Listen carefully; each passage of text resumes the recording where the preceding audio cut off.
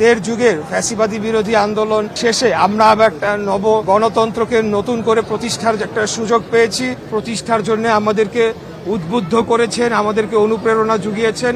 ইনশাআল্লাহ আগামী দিনে মুক্তিযুদ্ধের আদর্শকে আমরা প্রতিষ্ঠার জন্য এবং যে কারণে মুক্তিযুদ্ধ হয়েছিল সেটিকে সঠিকভাবে বাস্তবায়ন করা হয় নাই।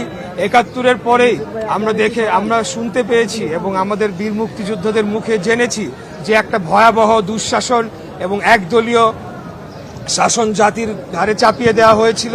এরপরে বিগত ৫৫-৫৪ বছর ধরে মুক্তিযুদ্ধের যে মূল লক্ষ্য ছিল সেটির থেকে বারবার দেশ বিচ্যুত হয়েছে। অবশেষে দীর্ঘ দেড় যুগের ফ্যাসিবাদী বিরোধী আন্দোলন শেষে আমরা আবার একটা গণতন্ত্রকে নতুন করে প্রতিষ্ঠার একটা সুযোগ পেয়েছি।